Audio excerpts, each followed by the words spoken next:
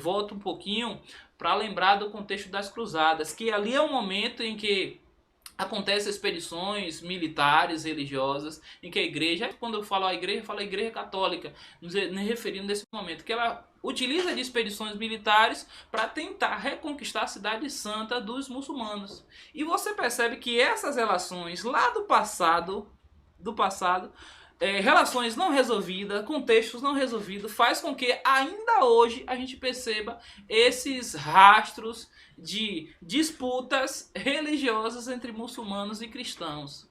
Tudo isso lá do passado.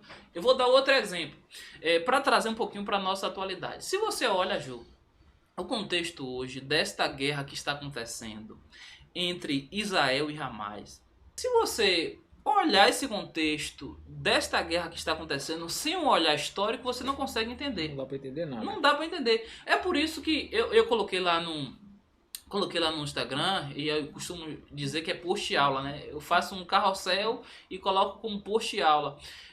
Quando eu coloquei, eu me surpreendi com a quantidade de engajamento, de salvamento, de curtidas, de comentários que esse post, quando eu expliquei o porquê, historicamente, dessas disputas entre Israel e Hamas.